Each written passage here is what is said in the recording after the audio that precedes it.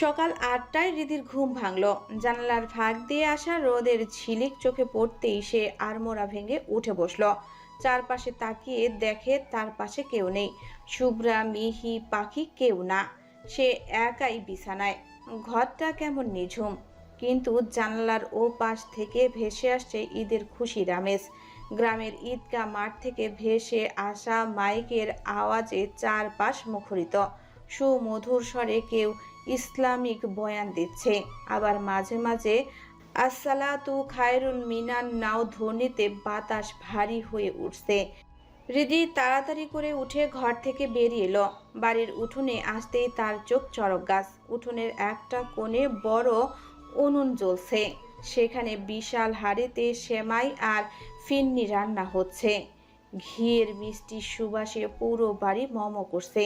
বাড়ির মহিলারা গহনা আর নতুন শাড়ির খসখস শব্দ তুলে রান্নার তদারকি করতে ব্যস্ত। কেউ পিঠা বানাচ্ছে, কেউ আবার চাটনি তৈরিতে মগ্ন।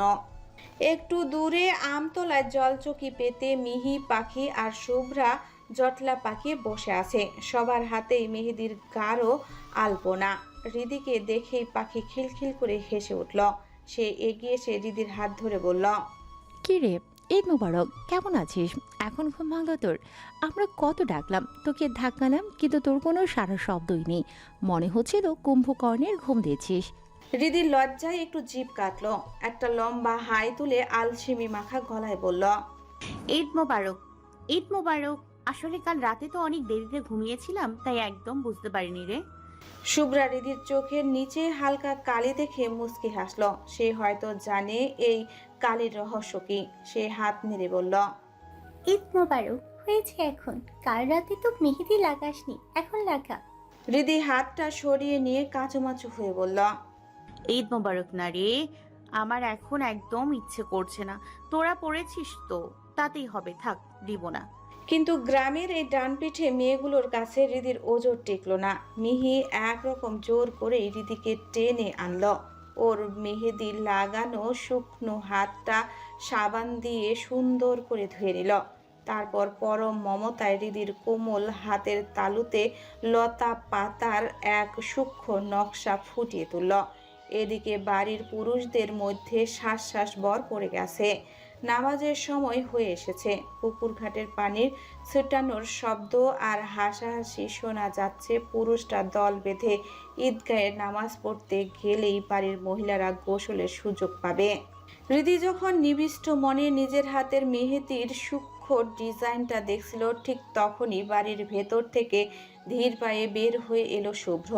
মুহূর্তের মধ্যে উঠোনের সব কোলাহল যেন থেমে গেল। সবার চোখ আটকে গেল শুভ্রের দিকে। এমনকি হৃদিও অপলক দৃষ্টিতে তাকিয়ে রইল। শুভ্র আজ ধবধবে সাদা একখানা কারু কাজ করা পাঞ্জাবি পরেছে। আস্তিন দুটো কোনোই পর্যন্ত নিখুঁতভাবে ফোল্ড করা, যার ফলে তার সুগঠিত হাতের লোমগুলো স্পষ্ট বোঝা যাচ্ছে। সাথে ম্যাচিং সাদা পায়জামা আর বাঁ হাতে সেই দামি ব্ল্যাক স্মার্ট ওয়াচ। চুলগুলো এখনো ভেজা, মাত্রই গোসল সেরে আসায় পানি কণাগুলো রোদে হীরের মতো চিকচিক করছে। হাতে একটা শৌখিন জায়নামাজ। হৃদি যেন মুহূর্তের জন্য জাস্ট হয়ে গেল। হৃৎপিণ্ডটা এক পলকের জন্য থমকে গিয়ে আবারও দ্বিগুণ বেগে ছুটতে শুরু করলো। এ যেন এক চেনা শুভ্রকে নতুন করে আবিষ্কার করা। ইতিমধ্যে গ্রামের কয়েকজন চঞ্চল কিশোর আর যুবক দৌড়ে এলো। শুভ্রের সাথে কোলাকুলি করে উচ্চ স্বরে ঈদ মোবারক জানালো। বিলকিত চৌধুরী পরম মমতায় এগিয়ে এলেন। শুভ্রকে আপাদমস্তক দেখে মুগ্ধ হয়ে বললেন, বাহ, মাশাআল্লাহ, মনে হচ্ছে আসমান থেকে নেমে আসার কোনো জান্নাতি পুরুষ। আমার তো চোখই সরছে না রে। শুভ্র বিনয়ী হাসিতে মুখ উজ্জ্বল করে বলল, আসসালামু আলাইকুম চাচি, ঈদ মোবারক, দোয়া করবেন। সবাই একে অপরকে ঈদের শুভেচ্ছা জানাতে লাগলো। আনন্দ আর হই হুল্লোড়ের মুখর হয়ে উঠল চারপাশ।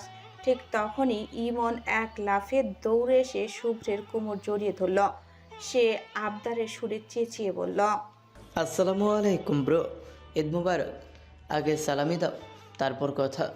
শুভ্র ইমনের কান হালকা করে মুচকে ধরে শাসন করার ভঙ্গিতে বলল, আগে নামাজ, তারপর সালামি, বুঝেছিস? ইমন কানের ব্যথা পাওয়ার ভান করে মুখ কুঁচকে বলল, কান ছাড়ো, নামাজ পড়িয়ে নিব, না দিলে খবর আছে তোমার। তখন বুঝবা সালামি কারে কয়। ঠিক তখনই মিহি হাসতে হাসতে এগিয়ে এসে বলল, শুভ্র ভাইয়া, ঈদ মোবারক। আমাদের সালামিটাও কিন্তু একদম রেডি রাখো, কোনো বাহানা চলবে না এবার। শুভ্র এবার সবার দিকে তাকিয়ে কৌতুক মাখা হাসিতে বলল, নামাজে যাচ্ছি। আসার সময় কাঁঠাল গাছ থেকে বস্তা বস্তা টাকা নিয়ে আসবো তোদের সবার জন্য। তোরা শুধু হাঁ করে আমার দিকে তাকিয়ে থাকিস, দেখিস কত টাকা দেই। শুভ্রের এই রসিকতা শুনে বাড়ির উঠোনে থাকা সবাই একসাথে হো হো করে হেসে উঠল। চারপাশের এই হাসি খুশি আর উৎসব মুখের পরিবেশ সবাই যেন এক অন্যরকম আনন্দে মেতেছে। কিন্তু রিদি একদম চুপচাপ। সে একপাশে দাঁড়িয়ে অপলক চোখে শুভ্রকে দেখছে। শুভ্র কি সুন্দর সবার সাথে হাসছে, কথা বলছে, সবার আনন্দ ভাগ করে নিচ্ছে। কিন্তু রিদির মনের ভেতরে তখন অন্যরকম এক দ্বন্দ্ব শুরু হয়েছে। তার দু চোখে শুধু ওই মানুষটার প্রতি একরাশ মুগ্ধতা আর না বলা হাহাকার। হঠাৎ রিধির মনের গহীনে একটা চিন্তা তীরের মতো এসে বিঁধল। শুভ্র তো এখন শুধু তার ভালোবাসার মানুষ নয়, শুভ্র তার 3 কবুল বলা বৈধ স্বামী। শরীয়ত হিসেবে শুভ্রের উপর তার সবটুকু অধিকার আছে। তবে শুভ্র কেন তার থেকে এত দূরে দূরে থাকে? কেন তাকে সেভাবে স্পর্শ করে না? কেন তাদের মাঝে এই দুর্ভেদ দেওয়াল? শুভ্র সহ বাড়ির সব পুরুষরা নামাজ পড়তে বেরিয়ে গেল। সাথে সাথেই শুরু হলো মহিলাদের গোসলের ধুম। একে একে সবাই গোসল করে ফেলল। রিদি গোসল শেষ করে প্রথমে সাধারণ একটা কামিজ পরে চুলগুলো ভালো করে শুকিয়ে নিল। তারপর আলমারি থেকে বের করলো তার পছন্দের সেই সাদা রঙের চুড়িদার। সুন্দর করে চুল বেঁধে ওড়নাটা পরিপাটি করে জড়িয়ে নিল সে। ঠোঁটে দিল হালকা লিপস্টিক আর চোখে গাঢ় কাজল। সব শেষে আয়নায় নিজেকে একবার দেখে নিল রিধি।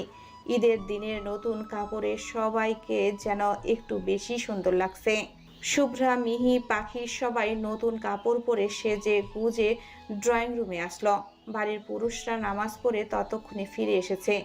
শুভ্রও চলে এসেছে। ইতিমধ্যে ঈশানও গোসল করে রুম থেকে বেরিয়ে সবার সাথে কথা বলছে। সহাদ চৌধুরীর মন পুরোপুরি জয় করতে না পারলেও শুভ্রের বড় চাচা মাহবুব চৌধুরী এবং চাচি বিলকিস চৌধুরীর মন সে ঠিকই জয় করে নিয়েছে। তাদের কাছেও ঈশানকে খুব ভালো লেগেছে। হিন্দু হলে কি হবে, ছেলেটার মন থেকে একদম সৎ আর অমায়িক। রিদি রুম থেকে বেরিয়ে বড়দের সম্মান জানিয়ে প্রথমে মাহবুব চৌধুরীকে সালাম করল। আসসালামু আলাইকুম মামা, ঈদ মোবারক। মাহবুব চৌধুরী হেসে বললেন, ওয়ালাইকুম সালাম, ঈদ মোবারক মামুনি। বলেই তিনি পাঞ্জাবির পকেট থেকে 4000 টাকার চকচকে নোট বের করে রিদির হাতে দিলেন। রিদি প্রথমে নিতে না চাইলেও তিনি জোর করেই দিলেন। একে একে রিদি বাড়ির সব বড়দের সালাম করলো। সবাই খুশি হয়ে সাধ্য মতো সালামি দিল। শুভ্রা, মিহি, পাখি তারাও একই কাজ করলো।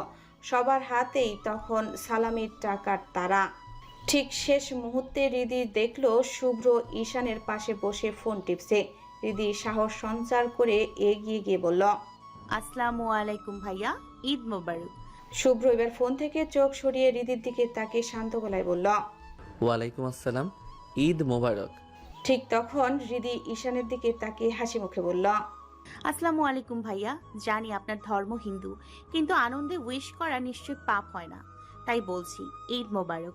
ঈশান হালকা হেসে মাথা নেড়ে বলল, ওয়ালাইকুম আসসালাম, ঈদ মুবারক বোন।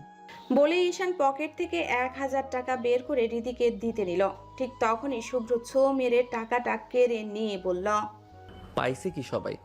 ছোট বলে ওদেরকেই খালি টাকা দিতে হবে, আর আমরা বড় হয়েছি বলে কি আকাশ থেকে উড়ে এসেছি নাকি? রিদি ভ্রু কুঁচকে রেগে গিয়ে শুভ্রের দিকে তাকিয়ে বলল, তাই বলে আপনি আমার টাকা নিলেন কেন? আমার টাকা দিন বলছি। শুভ্র টাকা তো দিলই না, উল্টো আচমকা রিদির হাত থেকে বাকি সব সালামির টাকা এক ঝটকায় কেড়ে নিল। রিদি তখন মরিয়া হয়ে শুভ্রের কাছ থেকে টাকা নেওয়ার জন্য এপাশ ওপাশ করছে। আর শুভ্র দুষ্টুমি করে টাকাগুলো এদিকে সেদিকে ঘুরিয়ে উপরে তুলে ধরছে। কিছুতেই দিচ্ছে না। ড্রয়িং রুমে বসে থাকা বাড়ির সবাই দুজনের এই খুনসুটি দেখে হো হো করে হাসছে। এক সময় কোনো উপায় না পেয়ে রিদি সোহান চৌধুরীর দিকে তাকে নালিশের সুরে বলল, মামা, তোমার ছেলেকে কিছু বলবে? সোহান চৌধুরী হেসে কুটি কুটি। তিনি ছেলেকে আদরের ধমক দিয়ে বললেন, শুভ্র, দিয়ে দে টাকাগুলো, মেয়েটাকে আর খেফাস না। শুভ্র বিন্দুমাত্র বিচলিত হলো না। সে নিজের মতো চেয়ারে বসে আয়েশি ভঙ্গিতে সবার আগের নুডলস খেতে খেতে নির্বিকার গলায় বলল, ও এত টাকা সামলাতে পারবে না, তাই আমি ওর ভালোর জন্যই নিজের কাছে রেখে দিয়েছি। হৃদি এবার জেদ ধরে বলল, কে বলেছে আমি সামলাতে পারবো না? দেখেন, আমার টাকা এক্ষুনি ফেরত দিন। শুভ্র আর কোনো কথা বলল না, চুপচাপ নিজের খাওয়া চালিয়ে যেতে থাকলো। ঠিক সেই মুহূর্তে ঈশান সুযোগ বুঝে শুভ্রের কানের কাছে মুখ নিয়ে ফিসফিস করে বলল, বস, শুনেছি ঈদে হাজব্যান্ডরা তাদের ওয়াইফকে স্পেশাল সালামি দেয়, আর আপনি এখানে নিজের স্ত্রীর সালামিটাই উল্টো কেড়ে নিলেন। বাহ বাহ, দারুণ কাজ করেছেন তো আপনি। শুভ্র কোনো কথাই বলল না। সে নিজের মতো নির্বিকার ভঙ্গিতে খেতে থাকলো। ইকবাল এহসান হাসি মুখে এগিয়ে সে হৃদির মাথায় হাত বুলিয়ে আদর করে বললেন, মা, রাগ করিস না, ও একটু দুষ্টুমি করেছে, টাকা দিয়ে দেবে। হৃদি অভিমানে গাল ফুলিয়ে চেয়ারে বসে পড়ল। তার মুখটা ছোট হয়ে এলো। বাড়ির সবাই এক এক করে ডাইনিং টেবিলে বসে পড়ল এবং ঈদের হরেক রকম সুস্বাদু নাস্তা খেতে শুরু করলো। সেমাই, ফিরনি আর নুডলসের গন্ধে পুরো ঘর মোমো করছে। সবাই গল্প আর হাসাহাসিতে মেতে উঠল। খাওয়া দাওয়া শেষে শুভ্রের পিছু নিল হৃদি। সে বারবার মিনতি করে বলতে লাগলো, ওহ শুভ্র ভাই, আমার টাকাগুলো দিয়ে দিন। কিন্তু শুভ্র নাছরবান্দা। সে হৃদির কথা গায়েই মাখল না। হাঁটতে হাঁটতে সে বাড়ির ছাদে উঠে এলো। তার দেখা দেখি পেছন পেছন হৃদিও ছাদে চলে এলো। হৃদি ছাদে দাঁড়িয়ে কোমরে হাত দিয়ে জেদি গলায় বলল, আপনি আমার টাকা দেবেন না তাহলে? শুভ্র এক পা আরেক পায়ের উপর দিয়ে ভাঁজ করে দাঁড়ালো। তারপর বুকে হাত দিয়ে গম্ভীর ভঙ্গিতে হৃদির দিকে তাকিয়ে বলল, নো। হৃদি এবার একটু নরম হয়ে বলল, আপনার তো টাকার অভাব নেই, তাহলে আমার এই কয়টা টাকা নিয়ে আপনার কি যায় আসে? শুভ্র ঠোঁট কামড়ে হাসি চেপে রাখলো। সে নিজেকে শক্ত করে গম্ভীর গলায় বলল, যাই আসে, এই টাকাগুলো ভবিষ্যতের জন্য। হৃদি অবাক হয়ে বলল, ভবিষ্যৎ মানে? শুভ্র এবার একটু বাঁকা হাসি দিয়ে বলল, ভবিষ্যতে বাচ্চা কাচ্চা হবে না, তাদের জন্য আমি এগুলো জমিয়ে রেখে দিব। হৃদি ভ্রু কুঁচকে মুখ বাঁকিয়ে ঝাঁঝালো গলায় বলল, তো আপনার বাচ্চার সাথে আমার টাকার কি হ্যাপা? হ্যাঁ, আপনার বাচ্চার জন্য আপনি জমান, আমার খুচরো পয়সাগুলো নিয়ে কেন টানাটানি করছেন? শুভ্রের ঠোঁটের কোণে এবার একটা রহস্যময় হাসি ফুটে উঠল। সে ধীর পায়ে এগিয়ে সে হৃদির একদম সামনে দাঁড়ালো। হৃদি কিছুটা অপ্রস্তুত হয়ে এক পা পিছিয়ে যেতেই শুভ্র ওর পথ আটকে দিল। শুভ্র দু হাত পেছনে দিয়ে একটু ঝুঁকে মাথাটা নিচু করলো। হৃদির কানের খুব কাছে মুখ নিয়ে তপ্ত নিঃশ্বাস ফেলে একদম নিচু স্বরে বলল, হাদারাম একটা। আমার বাচ্চা আর তোর বাচ্চা তো একই কথা। আমার বাচ্চার মা তো তুই হবি, ইডিয়ট। কথাটা শোনা মাত্রই হৃদির চোখ বড় বড় হয়ে গেল। বুকের ভেতরটা ধক করে উঠল। মুহূর্তের মধ্যে তার ফর্সা মুখটা লজ্জায় আপেলের মতো টকটকে লাল হয়ে উঠল। শুভ্র তার এই অবস্থা দেখে এক গাল বাঁকা হেসে দু হাত পকেটে ঢুকিয়ে নিল। সে ছাদ থেকে আয়েশি ভঙ্গিতে গুনগুন করে গেয়ে উঠল, নওশা সেজে যাব আমি বন্ধু তোমার বাড়ি। তোমার অঙ্গে সেদিন প্রিয়া থাকবে লাল শাড়ি। লাইনটুকু বলেই শুভ্র আচমকা এক পা এগিয়ে হৃদির একদম কানের কাছে মুখ এনে পুনরায় গম্ভীর স্বরে গাইল, বিয়ার সাজন সাজিবে, আমার পাশে বসিবে, আদর দিমু তোমারে বাসরে নিয়া। হৃদির লজ্জায় এবার সত্যি মাটিতে মিশে যেতে ইচ্ছে করছে। সারা শরীরে যেন একটা বিজলি খেলে গেল। শুভ্র এসব কি অসভ্য গান গাইছে? লোকটা কি আজ পাগল হয়ে গেল নাকি? তার হৃদস্পন্দন যেন নিজের কানকেও ছাড়িয়ে যাচ্ছে। হৃদি পাথরের মতো জমে দাঁড়িয়ে রইল। হঠাৎ শুভ্র ওর দিকে একটা ইশারা করে হৃদির হাতে তার কেড়ে নেওয়া সব সালামির টাকাগুলো ধরিয়ে দিল। হৃদি প্রথমে অবাক হলেও পরক্ষণে ভ্রু কুঁচকে তীক্ষ্ণ দৃষ্টিতে তার দিকে তাকিয়ে গম্ভীর গলায় বলল, আচ্ছা, আপনার মনে আছে এটা কি বলেন তো? এই রাগী, এই শান্ত, না মানে আপনি সাপের মতো খোলস বদলান কিভাবে? শুভ্র একটা দীর্ঘশ্বাস ফেলল, তারপর আলতো করে হৃদির কপালে একটা চটুল টোকা মেরে মুচকি হাসল। সে ধীর পায়ে ছাদের সিঁড়ির দিকে এগিয়ে গেল। নামতে নামতে সে উচ্চ স্বরে গান ধরেছে, যেন গানের সুর দিয়েই হৃদির মনের সব প্রশ্নের উত্তর দিয়ে যাচ্ছে। এত কিছু বোঝো আর মন বোঝো না, কত কিছু তুমি খোঁজো, আমায় তো খোঁজো না।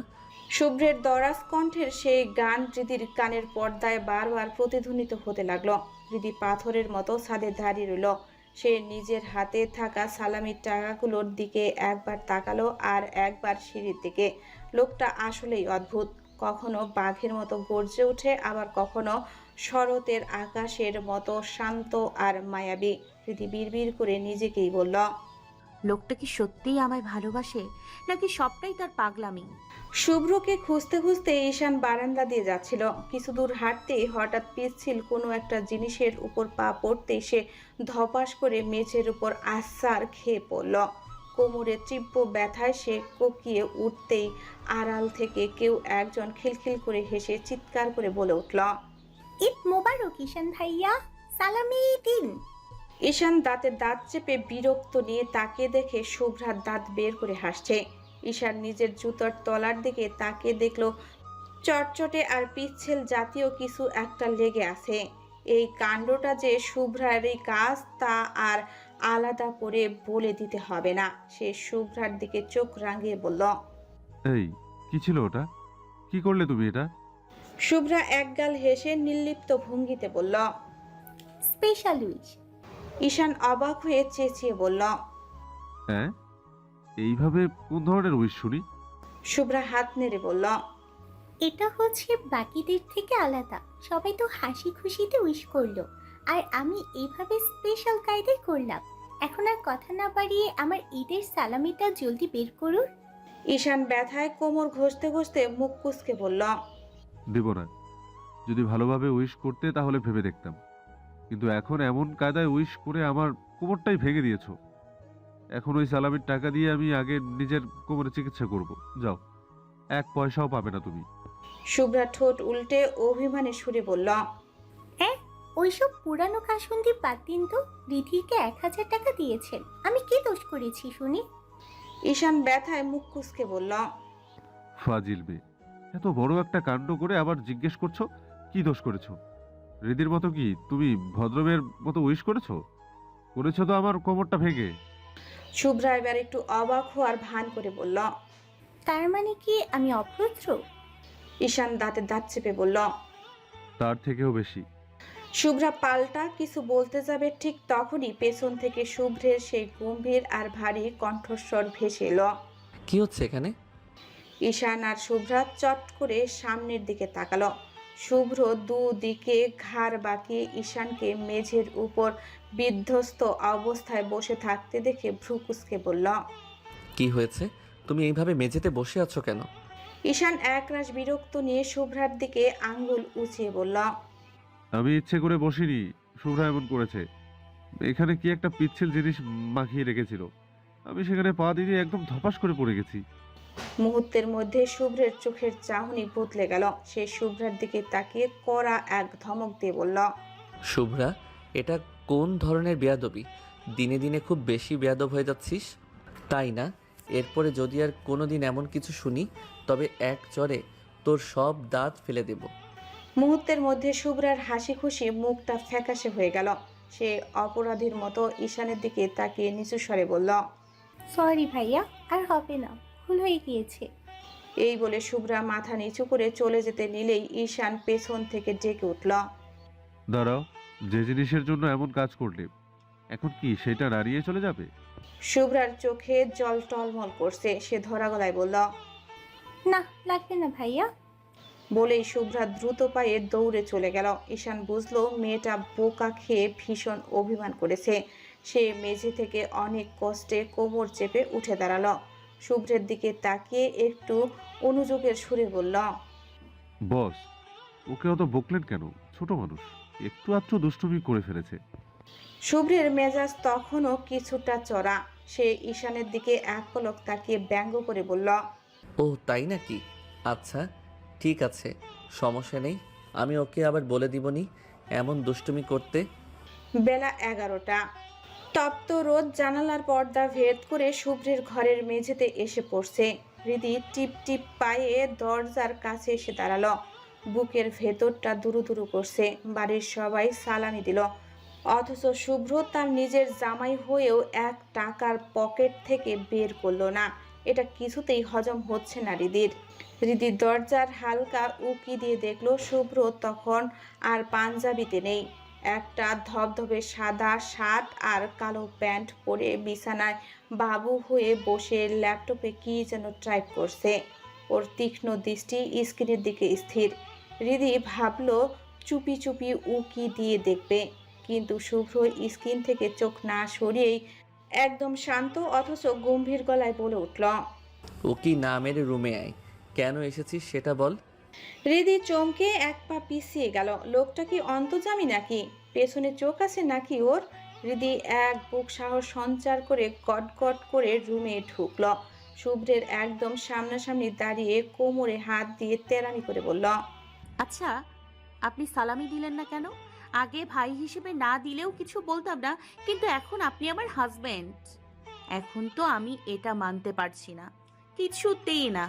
শুভ্র ল্যাপটপ থেকে এক পলক হৃদির ওই রাগি রাগি লাল হয়ে যাওয়া মুখটার দিকে তাকালো। পরক্ষণেই আবার স্ক্রিনে মন দিয়ে একদম নির্লিপ্ত গলায় বলল, সালামি নাই, যা এখান থেকে। হৃদি এবার যেন ফেটে পড়ল। যে চেপে গেল ওর মাথায়। সে 2 পা এগিয়ে এসে চেঁচিয়ে বলল, বললেই আমি বিশ্বাস করব? সাইফান শুভ্র চৌধুরীর পকেটে টাকা নেই এই কথা তো কোনো সুস্থ সবল মানুষ বিশ্বাস করবে না। একমাত্র সেই বিশ্বাস করতে পারবে যে আস্ত একটা পাগল ছাগল। তাহলে আমাকে কি আপনার পাগল ছাগল মনে হয়? শুভ্র ল্যাপটপের স্ক্রিন থেকে এক মুহূর্তের জন্য চোখ সরালো না। হৃদির অস্থিরতা দেখে সে ঠোঁটের কোণে মৃদু হাসি চেপে রেখে অত্যন্ত শান্ত গলায় বলল, তুই তো আস্ত এক পাগলি। তুই আবার কবে থেকে ভালো হলি যে সুস্থ সবল মানুষের সার্টিফিকেট দিচ্ছিস? হৃদি এবার 2 কোমরে হাত দিয়ে তেরামি করে দাঁড়িয়ে গেল। গলার স্বর এক পর্দা চড়িয়ে বলল, দেখুন, এখন এসব আজে বাজে বাহানা দিয়ে পার পাওয়া যাবে না। অনেক হয়েছে, এবার তাড়াতাড়ি আমার ঈদের সালামিটা বের করুন বলছি। শুভ্র আর কথা বাড়ালো না। 1 হাত দিয়ে ল্যাপটপটা ফট করে বন্ধ করে দিল। পকেট থেকে চামড়ার মানিব্যাগটা বের করে হৃদির দিকে না তাকিয়ে একটা নোট অবহেলার ভঙ্গিতে ছুঁড়ে মারল। নোটটা হৃদির পায়ের কাছে গিয়ে পড়ল। শুভ্র নির্বিকার গলায় বলল, এই নে টাকা নিয়ে এবার বিদায় হ। হৃদি বেশ আগ্রহ নিয়ে নিচু হয়ে নোটটা কুড়িয়ে নিল, কিন্তু নোটের দিকে তাকাতেই তার চোখ কপালে উঠে গেল। হাতের তালুতে মাত্র 2 টাকার একটা পুরনো নোট জ্বলজ্বল করছে। হৃদি রীতিমতো হাবার মতো নোটটির দিকে তাকিয়ে পাথরের মতো দাঁড়িয়ে রইল। হৃদির এই ভ্যাবাচেকা খাওয়া মুখটা দেখে শুভ্র পেটের ভেতর দলা পাকিয়ে আসা হাসিটা অনেক কষ্টে চেপে রাখল। হঠাৎ হৃদি চেঁচিয়ে উঠে বলল, আপনি কি আমাকে রাস্তার ফকির মনে করেন? আমি এই 2 টাকা নেব আপনার কাছ থেকে? শুভ্র এবার আয়সি ভঙ্গিতে বিছানায় গা এলিয়ে দিল। 1 পায়ের উপর অন্য পা তুলে দিয়ে সিলিং ফ্যানের দিকে তাকিয়ে উদাস গলায় বলল, ফকির না তো কি? তুই যেভাবে টাকার জন্য সকাল থেকে কানের কাছে ঘ্যান ঘ্যান করছিস, সাধারণত ফকিরাই এমনটা করে। অবশ্য তোকে তার থেকে ওপরের স্তরের কিছু একটা বলতে হবে, কারণ আজকালকার রাস্তার ফকিরদেরও আত্মসম্মানবোধ আছে। একবার টাকা নেই বললে তারা আর দ্বিতীয়বার চায় না, কিন্তু তোর তো দেখি নাছোড়বান্দা স্বভাব। হৃদির অপমানে আর চরম রাগে 2 টাকার নোটটা দলা পাকিয়ে সরাসরি শুভ্রের মুখের উপর ছুঁড়ে মারল। ওর চোখ মুখ তখন রাগে রিরি করছে। দাঁতের দাঁত চেপে চেঁচিয়ে বলল, লাগবে না আপনার এই পচা টাকা। কিপটুস একটা জঘন্য কিপটে। বলেই হৃদি আর 1 মুহূর্ত সেখানে দাঁড়ালো না। ধপধপ করে পা ফেলে রাগে গজগজ করতে করতে রুম থেকে বেরিয়ে এলো। করিডোর দিয়ে যাওয়ার সময় নিজের মনে বিড়বিড় করতে লাগলো, ছি, এমন কিপটুস আমি জীবনে আর 2টো দেখিনি। নিজের বউকে 200-500 টাকা সালামি দিতে কলিজা শুকিয়ে যায় লোকটার। ভয় পায় টাকা দিতে। উফ, আর এই হাড় কিপটের সাথেই নাকি আমার সারা জীবন সংসার করতে হবে। হায় আল্লাহ, তাহলে তো আমায় সব মেপে মেপে খেতে হবে। ভাতের চালও হয়তো গুনে গুনে হাঁড়িতে দিতে হবে। ও আল্লাহ, এসব সহ্য হয় না, ভালো লাগছে না, চাই, ভালো লাগে না, চাই, দূর।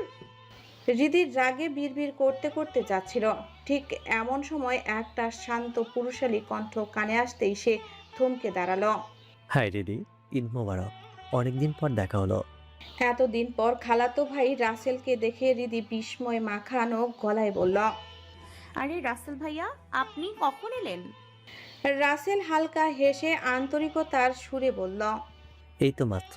মামু আসতে বলেছিল, আমি একটু দোটানায় ছিলাম, কিন্তু তুমি এসেছো জানলে কালকে চলে আসতাম। যাই হোক, কেমন আছো? হৃদির ঠোঁটে আলতো হাসি ফুটিয়ে সৌজন্যের সাথে বলল, এই তো আলহামদুলিল্লাহ ভালো, আপনি? রাসেল খানিকটা মাথা চুলকালো, তারপর চোখের কোণে দুষ্টুমি আর কিছুটা মুগ্ধতা মিশিয়ে ধীর লয়ে বলল, আলহামদুলিল্লাহ ভালো ছিলাম, কিন্তু এখন তোমার সাথে কথা বলে মনটা আরো ভালো হয়ে গেল। রাসেলের বাড়তি প্রশংসা শুনে হৃদি কিছুটা অপ্রস্তুত হয়ে পড়লেও মুখে তা প্রকাশ করলো না। সৌজন্য বজায় রেখে স্থির থাকলো। রাসেল পুনরায় উৎসুক হয়ে শুধালো, তা কতদিন আছো এখানে? হৃদি ধীর লয়ে দায় সারা ভাবে উত্তর দিল। সেটা আব্বু আম্মু জানে।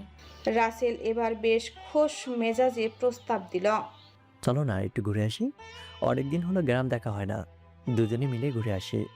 হৃদি সরাসরি না করে দিয়ে গম্ভীরভাবে বলল, না ভাইয়া, আপনি ঘুরে আসেন, আমি যাব না। কিন্তু রাসেল যেন নাছোড়বান্দা। সে হৃদির অনুমতি তোয়াক্কা না করে ঝট করে ওর ডান হাতটা শক্ত করে চেপে ধরল। অনুনয়ে সুরে বলল, আরে চলো, কিছু হবে না, অনেকদিন তোমার সাথে দেখা হয় না, আজ একটু সময় কাটাই। হৃদি বেশ বিরক্ত হলো। সে হাত ছাড়ানোর চেষ্টা করতেই রাসেল একরকম জোর করেই ওকে টেনে হাঁটা শুরু করলো। কয়েক পা এগোতেই হঠাৎ রাসেল পাথরের মতো থমকে গেল। হৃদি চমকে সামনে তাকাতেই দেখলো শুভ্র দাঁড়িয়ে আছে। ওর চোখ মুখ রাগে টকটকে লাল হয়ে আছে। রাসেল অপ্রস্তুত হয়ে হৃদির হাত ছেড়ে দিল এবং শুভ্রকে হাসি মুখে জড়িয়ে ধরে বলল, হ্যাঁ ব্রো, ঈদ মোবারক। শুভ্র তাকে জড়িয়ে ধরল না, একদম শান্ত কিন্তু বরফ শীতল কণ্ঠে প্রতিউত্তর দিল, ঈদ মোবারক। শুভ্র এবার তীক্ষ্ণ নজরে হৃদির দিকে তাকালো। হৃদি অপরাধ বোধ থেকে মাথা নিচু করে ফেলল। রাসেল শুভ্রকে ছেড়ে দিয়ে স্বাভাবিক হওয়ার চেষ্টা করে বলল, ব্রো তুমি থাকো তাহলে, আমি আর দিদি একটু বাইরে থেকে ঘুরে আসি। শুভ্র ল্যাপটপের মতো লৌকিকতাও যেন এক ঝটকায় বন্ধ করে দিল। সে রাসেলের দিকে তপ্ত চোখে তাকিয়ে একদম স্পষ্ট গলায় বলল, তোমার ঘোরার ইচ্ছে হয়েছে তো ঘুরে আসো, কিন্তু রিদিকে নিয়ে যেতে পারবে না, ইটস ইম্পসিবল। রাসেল শুভ্রের কথার আন্তনিহত ঝাঁজটা ধরতে পারল না। সে কিছুটা অবাক হয়ে শুধালো, কিন্তু কেন ব্রো, অনেকদিন পর দেখা, তার উপরে ঈদ, একটু ঘুরে আসা তো যাওয়াই যায়। শুভ্র এবার হৃদির দিকে এক পলক তাকিয়ে রাসেলের দিকে ফিরে গম্ভীর স্বরে বলল, বাসায় আরও মানুষ আছে, তুমি বরং ঈশানকে নিয়ে যাও, ও এখনও আমাদের এলাকাটা ভালো করে দেখেনি। আর হ্যাঁ, আজকে যে রিদির হাত ধরলে এই ভুলটা নেক্সট টাইম আর করবে না। Don't you ever dare to touch her again, না হলে কি হবে আমি নিজেও জানি না। I will make you regret. Russell আগামাথা কিছুই বুঝতে পারল না। সে ভ্যাবাচাকা খেয়ে কিছু একটা বলতে চাইল, কিন্তু তার আগেই শুভ্র হৃদির হাত শক্ত করে চেপে ধরে একরকম টেনে নিয়ে সেখান থেকে চলে গেল। রাসেলের মাথার উপর দিয়ে যেন সব কিছু বয়ে গেল। সে হতাশ হয়ে দাঁড়িয়ে রইল। দূর, মনটাই খারাপ হয়ে গেল। এতদিন পর নিজের ক্রাশের সাথে দেখা হয়েছে, কত আশা করেছিলাম একটু ঘুরবো, সময় কাটাবো, কিন্তু শুভ্র করে সব আশার জল ঢেলে দিল। দেখ, ভাল লাগে না। শুভ্র হৃদিকে প্রায় টেনে ছাদের নির্জনতায় নিয়ে এলো। হৃদি নিজের হাতটা ছাড়ানোর আপ্রাণ চেষ্টা করতে করতে চিৎকার করে বলল, ছাড়ুন, আপনার সাথে আমার কোনো কথা নেই, আপনি একটা আস্ত কিপটে। শুভ্র হৃদের কবজিটা আরো শক্ত করে চেপে ধরল। ওর চোখে মুখে তখন আগ্নেয়গিরির লাভার মতো। সে হৃদির চোখের দিকে স্থির দৃষ্টিতে তাকিয়ে একদম স্পষ্ট গলায় বলল, শোন, আমি একদম সোজা সাপটা কথা বলতে পছন্দ করি। তুই রাসেলের থেকে দূরে থাকবি, ইটস এ ওয়ার্নিং। ওর আশেপাশেও যেন তোকে না দেখি। হৃদি অবাক হয়ে ভ্রুকুসকে শুধালো, কিন্তু কেন? রাসেল ভাইয়া কি করেছে? অযথা কেন ওনার সাথে কথা বলবো না? শুভ্র এবার রাগে দাঁতে দাঁত চেপে ধরা গলায় বলল, রিদি, আমি এসবের কোনো কৈফিয়ত দিতে চাই না। তোকে দূরে থাকতে বলেছি মানে তুই দূরেই থাকবি, দ্যাটস ইট। হৃদি কিছুতেই মাথায় ঢোকাতে পারল না রাসেল কি এমন অপরাধ করলো। সে জেদের সুরে পাল্টা প্রশ্ন করল,